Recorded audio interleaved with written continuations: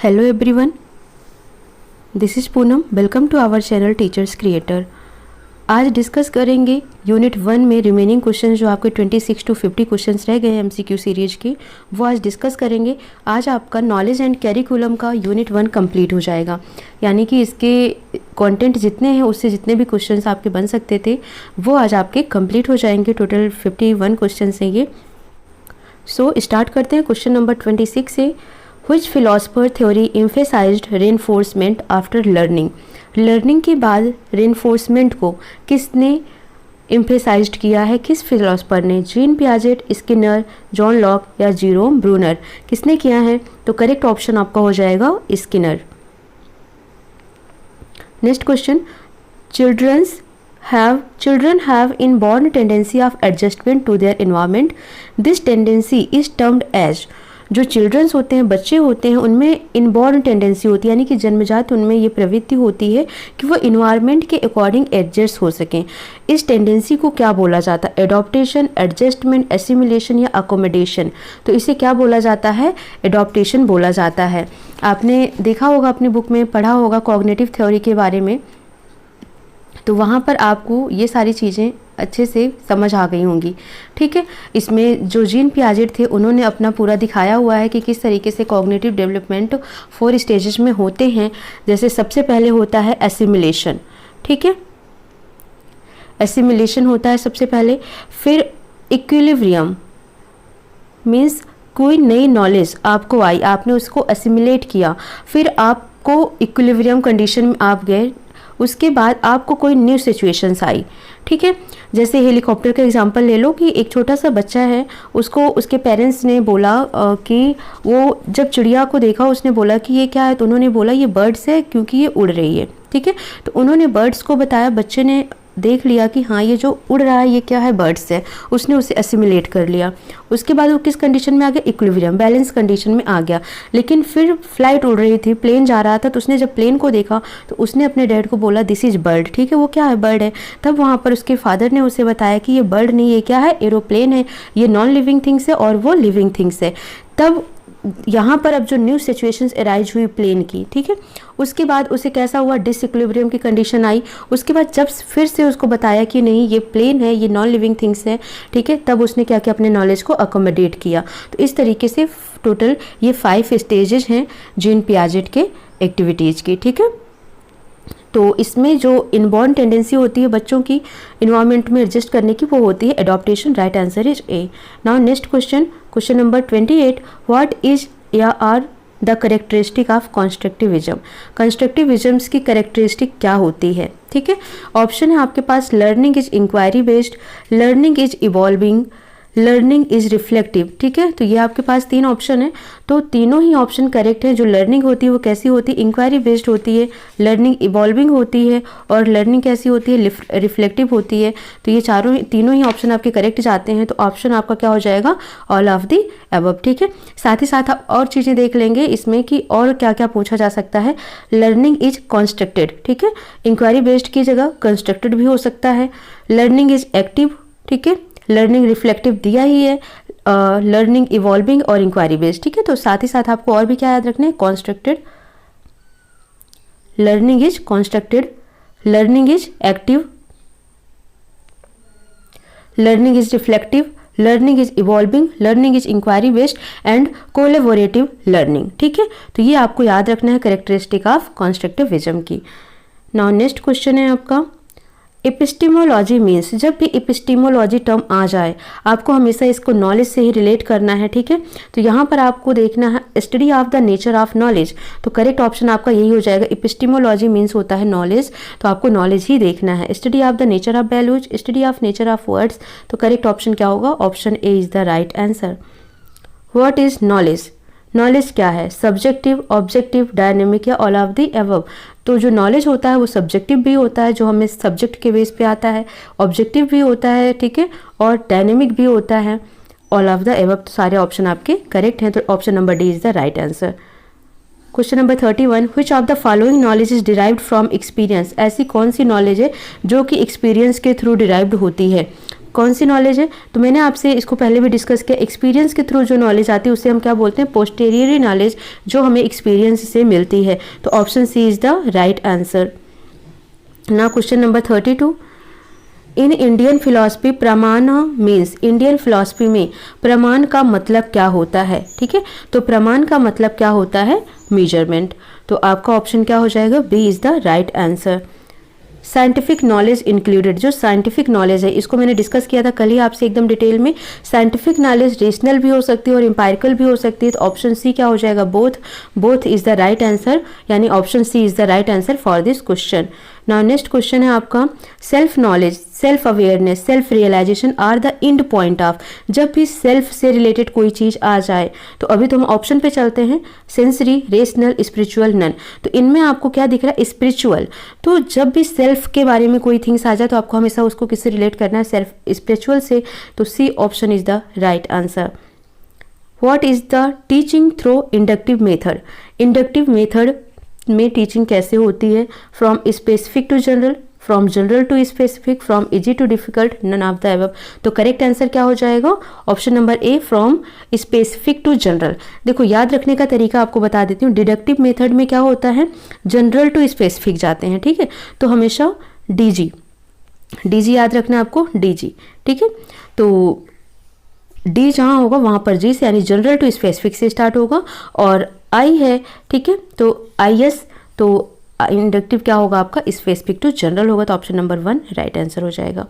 Question number 36 है, knowledge is gathered by. Knowledge कैसे हम गेन करते हैं, इंडक्टिवली, डिडक्टिवली, बोथ या नन। तो नॉलेज तो इंडक्टिवली भी आती है, डिडक्टिवली भी आती है। तो ऑप्शन क्या हो जाएगा, C is the right answer.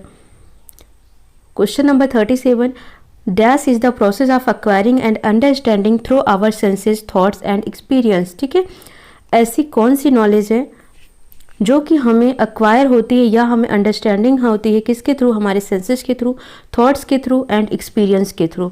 तो जब भी इन सब की बातें हों, सेंसेस, थॉट्स एंड एक्सपीरियंस, तो वो क्या होगा, कॉग्निटिव नॉलेज होगा। सेंसेशन नहीं करना आपको, option B is the right answer for this question. Question number 38, Hindu scripture presents dash knowledge, kind of knowledge. जो हिंदू स्क्रिप्चर्स हैं उन्होंने नॉलेज के कितने प्रकार बताए कि कितने प्रकार के नॉलेज होते हैं। ठीक है, तो ऑप्शन आपके पास क्या क्या है, 2, 4, 6 एंड 3। तो according to Hindu scripture present there are 2 type of knowledge. कौन सा होता है, पराविद्या और अपाराविद्या। ठीक है, 2 टाइप्स के नॉलेज होते हैं according to Hindu scripture present. तो option number A is the right answer for this question. Constructivism as a theory focus on the role of imitation, emphasize on the dominant role of teacher, emphasizes the role of learner in constructing his own view of the world।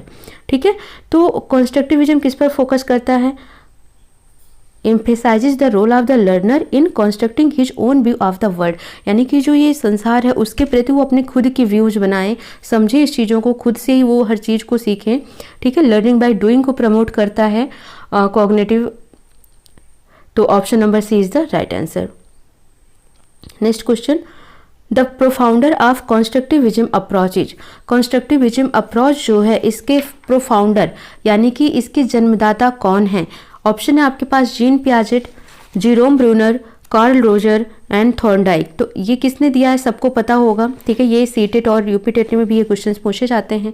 तो constructivism की जब भी बात आएगी तो आपका answer किस पे जाएगा, जीन पियाजे पर। Option number A is the right answer. Jean पियाजे was child psychiatrist, social psychiatrist, biologist, genetic epistemologist. Jean पियाजे क्या थे, जेनेटिक एपिस्टेमोलॉजिस्ट थे। Option number D is the right answer. Now question number 42, in constructivism as follows by Piaget. ठीक है, constructivism में पियाजे के according क्या होता था या क्या फॉलो करना चाहिए। Education is behaviouristic in nature, education जो है वो बिहेवियरिस्टिक इन नेचर है। Children participate passively in learning, तो कंस्ट्रक्टिविज्म में क्या कहा जाता है, चिल्ड्रन इज एक्टिव लर्नर। ठीक है, जो बच्चे होते हैं वो कैसे होते हैं, एक्टिव लर्नर होते हैं। तो यहाँ पर पैसिवली बोला गया तो ये रॉन्ग है। एजुकेशन इज टीचर सेंटर्ड, कभी भी एजुकेशन जो होता है वो हमेशा चाइल्ड सेंटर बनाया जाता है। डी ऑप्शन राइट आंसर होगा। Education is child centred according to Jean Piaget. Question number 43, Piaget assume that childrens are dash in constructing understanding the world. जो पियाजे इन्होंने अज्यूम किया कि जो बच्चे हैं वो इस संसार के बारे में किस तरह की नॉलेज कंस्ट्रक्ट करते हैं, एक्टिव, पैसिव, न्यूट्रल और नन। तो अभी मैंने आपको बताया कि पियाजे क्या कहते हैं, चाइल्ड्स आर एक्टिव लर्नर्स। तो ऑप्शन क्या होगा, B, active in constructing understanding the words. So B is the right answer. Now question number 44, constructivism is a theory where students. Option है आपके पास, ऑप्शन नंबर ए है study a variety of dissimilar samples and draw a well founded conclusion. Means dissimilar samples, अलग अलग samples हैं, उनको वो study करते हैं, उसके बाद वो अपना खुद का कंक्लूजन ड्रॉ करते हैं। Form their own understanding and knowledge of the world through experiencing things and reflecting on those experiences. वो अपनी खुद की नॉलेज और समझ को इस दुनिया से, इस एक्सपीरियंस से, जो एक्सपीरियंस करते हैं उससे वो बनाते हैं अपनी खुद की नॉलेज, खुद की समझ। ठीक है। Are facilitated by the teacher and use a variety of media to research and create their own theories. तो क्रिएट देयर ओन थ्योरीज, वो समझते हैं, वो अंडरस्टैंड करते हैं, नॉलेज करते हैं खुद से, लेकिन अपनी खुद की थ्योरीज नहीं बनाएंगे। Construct their own learning aids thereby gaining hands on experience. तो ऑप्शन इसमें जो सबसे बढ़िया जाता है, ठीक है, क्योंकि आपको देखना होता है कि कौन सा अच्छा ऑप्शन है, मीन्स बहुत ज़्यादा पॉजिटिव ऑप्शन जा रहा है, तो option number B is the right answer. Question number 45, according to Piaget adaptation is the process of adjusting schema by means of assimilation and. ठीक है, पियाजे ने क्या बोला था, एडॉप्टेशन क्या है, एक प्रोसेस है एडजस्टिंग स्कीमा के लिए, किस मेथड से, bye means of assimilation and equilibrium, adaptation, accommodation and constructivism. तो एसिमिलेशन एंड अकोमोडेशन। ठीक है, एसिमिलेट करते हैं, फिर न्यू सिचुएशंस आती है, फिर अकोमोडेट करते हैं, तो option C is the right answer for this question. 46, in the constructivist framework learning is primarily based on rote memorization। तो बेस्ड ऑन रोट मेमोराइजेशन को कभी भी कॉन्स्ट्रक्टिविज्म थ्योरी अलाउ नहीं करती है। Centred around reinforcement, acquired through conditioning, focused on the process of meaning making. ठीक है, तो किस पर होती है, ये हमेशा कंडीशनिंग पर होती है। जैसे आपने देखा कि न्यू कंडीशन आई, न्यू सिचुएशंस आई, तो फिर से उसको अकोमोडेट किया, तो ऑप्शन नंबर सी क्या होगा, राइट आंसर हो जाएगा। Question number 47, social constructivism is profounded by. जो सामाजिक, जब भी सामाजिक वर्ड आ जाए तो आप हमेशा बायगोत्स्की को करना आंख बंद करके। ठीक है, जीन पियाजेट, जेरोम ब्रूनर, बायगोत्स्की या नन। तो ऑप्शन क्या हो जाएगा आपका, सी, बायगोत्स्की। ठीक है, जब भी समाज से रिलेटेड, सोशल कॉन्स्ट्रक्टिविज्म से रिलेटेड क्वेश्चंस आते हैं तो आप हमेशा बायगोत्स्की को ही टिक करेंगे। Question number 48, according to Piaget teacher is a facilitator होता है। अब ऑप्शन देखते हैं, boss, facilitator, guidance and helpers. तो क्या होगा, ऑप्शन बी राइट आंसर होगा, teacher is a facilitator according to Jean Piaget. ठीक है, ये क्वेश्चंस जो है इंपॉर्टेंट हैं बिकॉज ये सीटेट में भी पूछे जाते हैं। Question number 49, major roles for facilitator to support students in constructivist learning environment. ठीक है, जो फैसिलिटेटर होता है उनका मेन रोल क्या है, मेजर रोल्स क्या है कि वो स्टूडेंट को सपोर्ट करें, कि वो खुद की नॉलेज को कॉन्स्ट्रक्ट करें, बनाएं, खुद की थॉट्स वो कॉन्स्ट्रक्ट करें। ठीक है, तो इसके कितने तरीके हैं, कौन कौन से इसके रोल हैं, मॉडलिंग, कोचिंग, स्कैफोल्डिंग या ऑल ऑफ द एबव। ठीक है, तो ये तीनों ही हैं, मॉडलिंग, कोचिंग, स्कैफोल्डिंग, तीनों ही करेक्ट ऑप्शन है। ठीक है, सो ऑप्शन नंबर डी, क्योंकि ये तीनों को ही इंक्लूड कर रहा है, so option number 3 is the right answer for this question.